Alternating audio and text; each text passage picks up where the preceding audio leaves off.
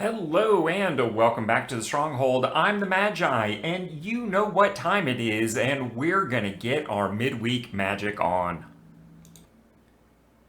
This week's event is none other than the annual New Player Experience Previews. And I can tell you, as a budget content creator, this is pretty much as close to Christmas Eve as we get. And I could not be more excited to see these decks for the first time and really start brewing with them aggressively for the new players and the budget players out there alike. But before we get into all that, allow me to do the awkward thing and promote the channel. A while back, one of my viewers was kind enough to point out that we are the only channel putting out timely midweek magic content. So be sure to subscribe right here at the Planeswalker Stronghold for all of your future midweek magic needs, because we will be bringing you a deck list or strategy every single week. So what do you say we put all this aside and just get to that?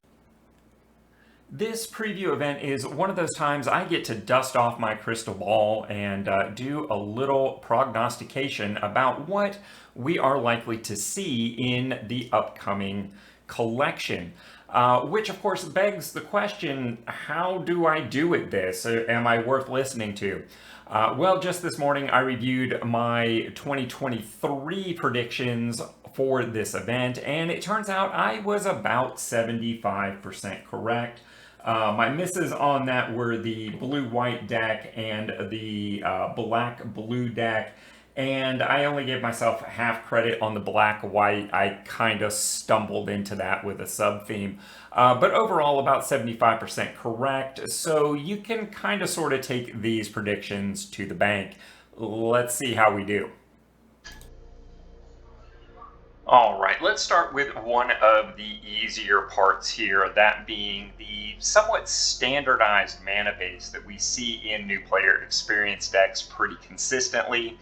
Of course, the vast majority of the lands are going to be of the basic variety, with a typically fairly even split between whatever two colors are included in the deck, although they will adjust this according to the actual color composition of the deck. So you might not see something like a 10-10, 10-9 split. You might see something more like a 7-12 or something like that. Secondly, you will see the common tempo lands, and the most likely choice and what I think would be most valuable for new players is the gain lands, where you gain a life as it comes into play tapped. But the existence of Domain as a core mechanic in the Dominaria United set, it's very likely that we will see some mix of the Domain tempo lands like Contaminated Aquifer here that has the Island and Swamp super type. Or is that a subtype? I can never keep those things straight. At any rate, the last piece will traditionally be a single rare dual land. The land cycle that is most likely to be chosen for this year, in my humble opinion, are the Pain lands, as that cycle was printed in its entirety this year. And of course, that is only going to be added to your collection if you don't already have one. That's going to be true of any of the cards that we talk about as part of new player experience. The 2023 class of new player experience decks broke with tradition and included Planeswalkers for the first time. Now, it's difficult to say how they feel about that, if that's going to be an ongoing thing. There is the factor of Planeswalkers kind of being moved to the back burner, or at least the focus on them shifting a little bit with the results of March of the Machine and its aftermath. However, I do think there's a good case that we will see some Planeswalkers this year. I do not think we will see Phyrexianized Planeswalkers in the new player experience. I think thematically that is just not a place that they're trying to go for new players. I do think also that we are more likely to see the core monocolor planeswalkers, and for that reason, Liliana, Elspeth, and Chandra all appear to be really top choices there.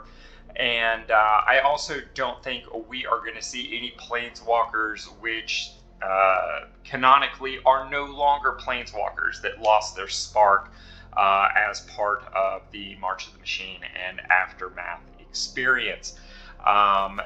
For that reason, and because of his Phyrexian nature, I don't think we're going to see a Jace Planeswalker here. His status isn't really known at this point, and I think that sets him up to be printed as one of the key Planeswalkers and possibly chase cards from the upcoming fall set, Wilds of Eldraine. That would make Teferi the optimal choice for a blue Planeswalker. And I do think there is one deck in particular that this makes a very solid choice to be its mythic for the blue color. From there, I think there is... Alright, so as usual, I'm going to start off the individual deck evaluations with what are usually the top tier decks. I sometimes lovingly refer to these as the Zoo Crew, as they are the decks made up of the color combinations of red, green, and white. These decks, like I said, are usually at the top right out of the box. Red-green this year, I think we are most likely to see a very traditional stomping deck with a very strong oil theme going on with it. Red-green is not only the most consistent deck to be here in this top tier, but it is very often the very best deck of any given year. Red-white, I think this time around we are going to see a bit of a go-wide strategy with a strong token influence. This is kind of a standard prerogative on this. Last year, they really threw us off with a samurai theme that not only didn't go wide, it was focused on one creature at attacking at a time through the samurai strategy, and well, unfortunately, it fell kind of flat. I don't think they're going to make that same mistake this year. Green-white, while I would love to say this is going to be a Brittany-style green-white toxic deck, I just don't think that's where they're going to go with it. I do think there is going to be a +1 mechanical undertone here with an Artifact Matters sub-theme. I think all of these decks should be very good out of the box unless they throw us a significant curveball once again. And now if you'll allow me to switch gears for just a moment, I want to go to the other end of the spectrum and talk about the decks that are very typically ugly. Green and black, this year I am expecting that to be the classic self-mill graveyard style deck. Unfortunately, since the debacle that was Dredge, Wizards of the Coast is very hesitant to make this a very powerful archetype, and it usually just falls flat, and there usually isn't better cards to improve the deck. Moving over to blue-green, this is most often a ramp deck. That is the most likely thing that we are going to see here. The problem with this deck is typically they don't give us enough at the top end to reward us for having ramped. In other words, we ramp our way to nowhere. There are some other things they could do with this, with proliferate and some draw scry strategies and things like that. But frankly, I don't see any of those really going anywhere either. Please prove me wrong on this one, Wizards. Simic needs some love too. Finally, in the ugly category, we've got the white-black deck. This is, well, it runs a gambit of different archetypes, from black-white tokens to some self-destructive black-style deck. This year, though, I think this is the most likely place we are going to see Phyrexians. As far as a deck archetype, I think this is going to be as close to Phyrexian Tribal as we see. My expectation is this deck is not going to be strong enough out of the box to make it work. Phyrexians, as far as the black-white tribal, is tricky to pull off, and I doubt they're going to give us a finished copy here. They almost never do. The real make it or break it point for this deck is going to be what other incidental Phyrexians we see throughout the new player experience. Do we have enough tools to make Phyrexians truly matter in the archetype? And we'll just have to wait and see on that. And that leaves us with 4 deck combinations that traditionally are pretty middle of the pack. First off, Rakdos Sacrifice is traditionally an underwhelming deck. The mechanic, the tools to go with it are just not really strong enough in general terms. The 2023 example was a massive exception to that, and I was very pleasantly caught off guard by it.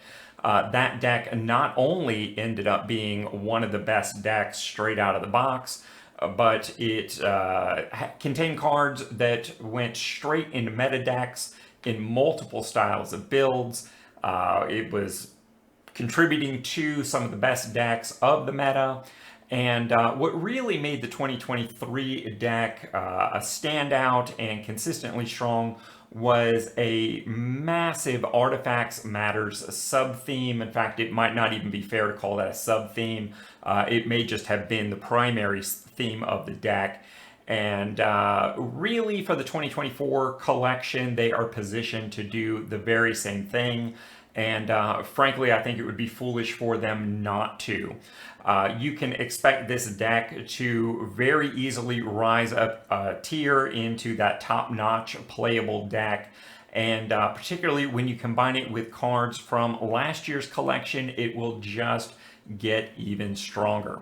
Red-blue is almost always some form of spells matters, at least as long as Arena has existed.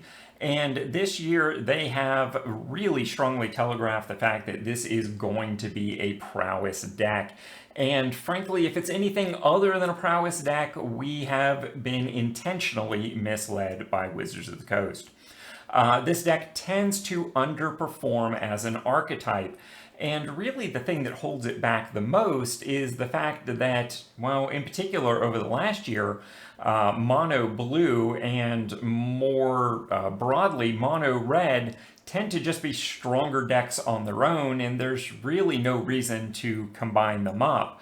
I am prepared to be wrong about this, but I just don't think they've printed this cards to move this deck up a notch just yet. But they are very, very close to having a good prowess deck, and really it would not take much out of the upcoming Wild to Beldrain set to push this deck up into the spotlight.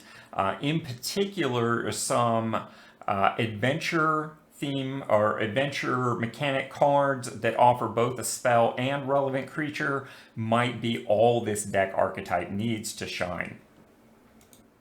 When it comes to blue-black Dimir decks, really I think the one that has the most opportunity to shine here is some form of a draw 2 deck. If they go with any sort of proliferate, any sort of graveyard mechanic, I think this deck is just going to be a straight up abject failure with very little chance of being redeemed in the coming year. But then again, we never know what the coming 4 sets, or 5 if you're into alchemy, might bring to the equation. And lastly, let's talk about blue-white. Traditionally, Wizards does not give us a control deck, so you can pretty much count that out. In fact, they are typically pretty hesitant to even give us counter magic as part of the new player experience. There are a lot of different directions they can go with blue-white. They've kind of been all over the place over the course of the last year's set releases. You can easily see this being a Knight's Tribal deck, a Soldier's Tribal deck, an Artifacts Matter deck, a blue-white Skies Flyers deck. And frankly, you could pick any 2 of those and combine them and probably have a pretty successful deck right out of the box. My concern here, though, is that they are going to try and do too much and cram 2, 3, 4 of these badly together into this deck, making it an abject failure out of the box and a real potential project to try and improve upon it. I do think we're going to end up with a viable, playable blue-white budget deck for the coming year. I'm just not sure how much the new player experience cards are going to contribute to it. Sadly, when it comes to strategy, aside from telling you what to expect, there is not a lot I can do for you. This particular event is really more about the experience, and I would encourage you very strongly to embrace that. If you consider you're an expert in one of the archetypes that is presented, I would encourage you to play that deck. I know I and probably other members of the community would love to hear your feedback, and we're going to do everything we can to put that feedback in front of Wizards of the Coast and make that available for them as they revise these decks before their release in the coming months. Additionally, I would say this is a great opportunity for you to try something new, try an archetype you've never done before, something that looks interesting, etc., etc., etc. This is an opportunity that comes around once a year, and it's a great way to get those creative juices flowing. And lastly, I'm going to ask for each and every one of you to help me out with as much information as you possibly can. First off, your pairings and results. So what deck you were playing, what deck your opponent was playing, and who won. The more data we can get on that, the more data we can publish and put out there for Wizards of the Coast to review, the more likely we are to get an even more improved version of these new player experience decks just a few weeks from now. And secondly, any observations you have about over or underpowered cards, things that just don't seem to fit, all-stars, in particular with the regards to the rares and mythics that are chosen. These points of information and insights are incredibly valuable moving forward. What's that? You didn't catch all that? Well, Matt would like you to know that any deck list applicable to this video can be found down in the doobly-doo. Hey, let's not forget, the whole reason to participate in these totally free midweek Magic events is the prize support is awesome. And don't forget, if this video gets just 10 likes by 8 p.m. tonight on the day of release, I will be live playing this on my Twitch channel. And with all that having been said, don't forget, smash that like button like Ronnie J would. And until next time, I'll see you in the arena.